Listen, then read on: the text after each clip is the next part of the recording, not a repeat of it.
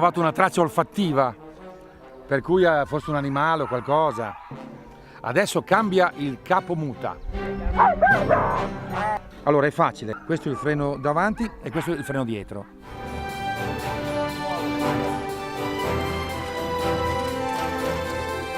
Magnifico, bello.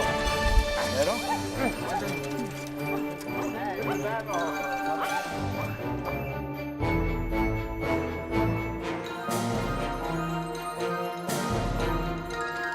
Allora Mario, e questo si chiamerebbe un go-kart, però non... Sì, però esatto. con i cani. Questo si può correre da 4 fino a 8 cani. Di sled dog.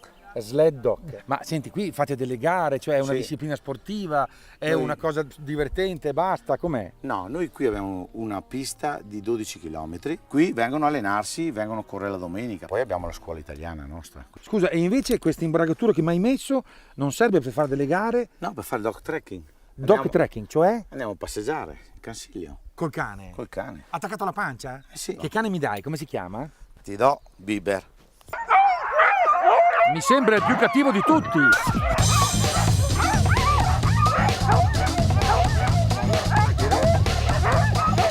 Allora fermati, Biber. Sarà il mio book, non nel senso del libro, Zanna Bianca. Oh.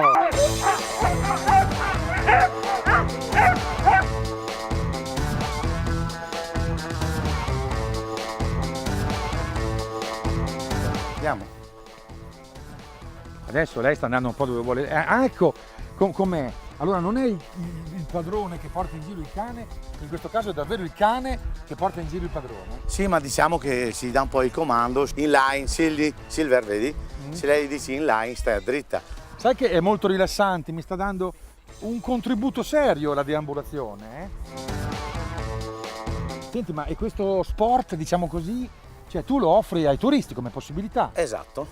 Aspetta che ci siamo ingarbugliati. Silver in line, come si dice? Esatto. Ok, vai. Devo solo imparare a dargli i comandi in modo che non vada dove vuole lei, ma dove voglio io. Esatto, adesso se noi vogliamo girare giù, Sì. gli devi dare là. Se lei dici Ah, vuol dire Silver, destra? esatto. Silver. Silver. Ah. Ah. Dai, ci va davvero. Certo.